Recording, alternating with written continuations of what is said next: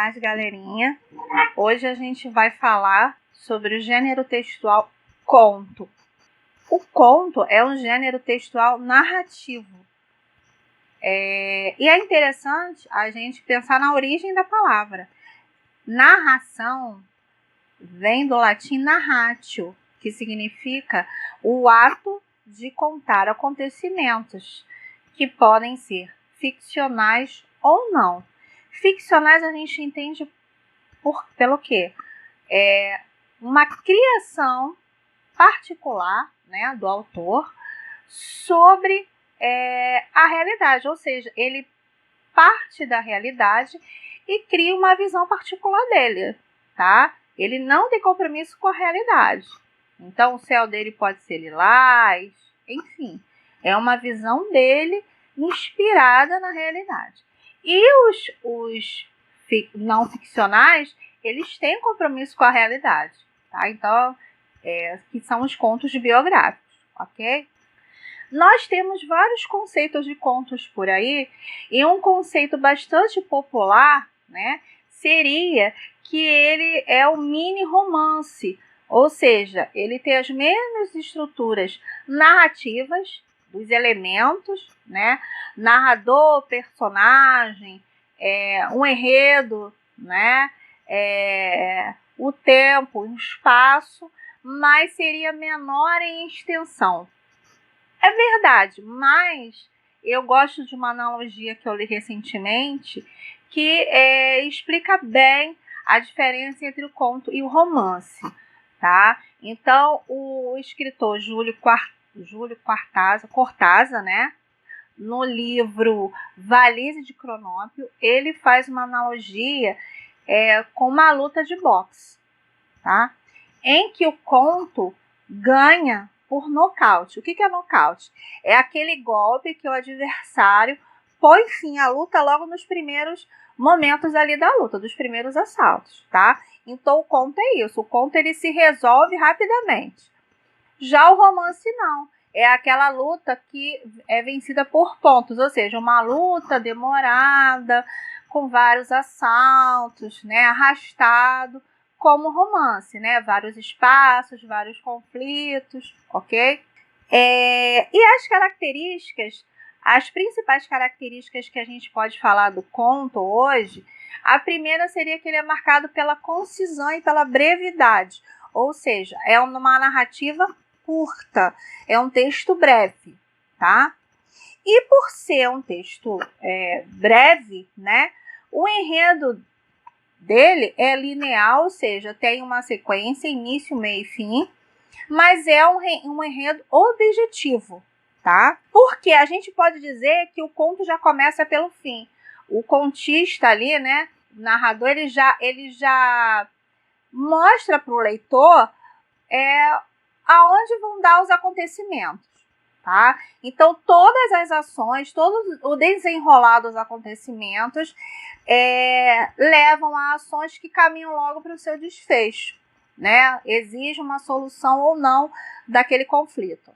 Como eu já falei, então, ele é breve, ele tem um enredo linear objetivo, né? Em que as ações caminham logo para o seu desfecho. Nós temos um único conflito, e um único clímax, ou seja, um ponto alto do conflito. O conto ele traz uma ordem inicial que é quebrada pelo conflito, que traz essa desordem, que exige uma solução, né? E restaura a ordem inicial, tá? Então, é nesse esquema. Ordem, desordem, ordem novamente, ordem restaurada.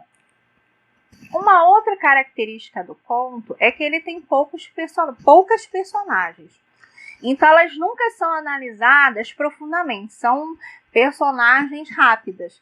Ou seja, o contista ele não perde tempo em descrever, né, a mente do personagem, não perde tempo em construir psicologicamente uma personagem e tal, porque não tem tempo para isso, tá? São personagens rasas, superficiais, pela brevidade do conto.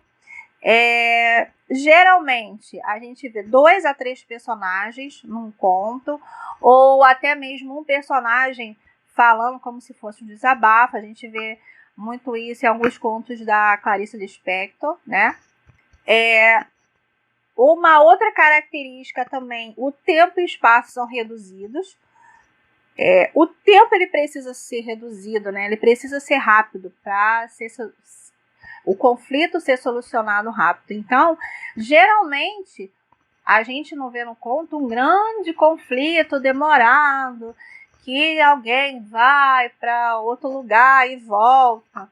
Não, o conto acontece numa manhã, numa tarde, num lanche, numa hora do almoço, né? Assim, num espaço reduzido de tempo. Num tempo reduzido. E o espaço também, ele é reduzido, ou seja, o conto ele não vai ter vários espaços como no romance, ele vai ter um único espaço em que vai ter um único conflito ali, né? Um conflito único que é solucionado rapidamente. Nós temos grandes contistas, né, do Brasil. Eu posso citar escritores que se destacaram nesse gênero, né? Machado de Assis, Clarice Lispector, Rubem Fonseca, Guimarães Rosa, entre outros, né? Então a gente tem vários escritores brasileiros que se destacaram nesse gênero. Uma coisa interessante para a gente falar também são a classificação dos contos. Então você já deve ter estudado contos de fadas, contos de mistério e suspense, contos de ficção científica, contos de terror, né? Mas hoje em dia a gente não costuma ter essa classificação rigorosa, né?